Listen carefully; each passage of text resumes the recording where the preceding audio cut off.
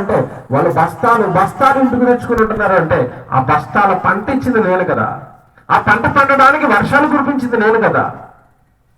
ఆ పంట పండడానికి అవసరమైన సూర్యుడు బగబగా కొన్ని కోట్ల సంవత్సరాలుగా మండిస్తున్నది నేను కదా. నేను మనకి కనబడటం లేదా? నాకు కష్టం కనబడదా? నా ప్రేమ కనబడదా? నన్నెందుకు వాళ్ళు అర్థం చేసుకోరు? ఎందుకు నా దగ్గరికి రారు? ఎందుకు నా మాట వినరు? ఎందుకు నాకు లోపల బ్రతకరు? ఎందుకు నేను బైబిల్లో చెప్పింది వాళ్ళు చెయ్యరు? నన్నెందుకు అర్థం చేసుకోరు?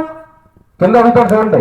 కారాంధకారపు దేశం వలన అయితేనా తర్వాత మేము స్వేచ్ఛగా తిరుగులాడవారమైతే ఇకను నీ వద్దకు రామని నా ప్రజలు చెప్పుచున్నారు. మాకు స్వేచ్ఛ కావాలి, నీ దగ్గరకు మేము రాము. ఎందుకు రాము? నీ దగ్గరకు వస్తే వ్యభిచారం చేయొద్దంటావు, నీ దగ్గరకు వస్తే అబద్ధాలు ఆడొద్దంటావు, నీ దగ్గరకు వస్తే పాపం చేయొద్దంటావు, నీ దగ్గరకు వస్తే సినిమాలు వద్దంటావు, నీ దగ్గరకు వస్తే మందు తాగొద్దంటావు. నీ దగ్గర ఉంటే మాకు చాలా ప్రమాదం ఉంది ప్రభా.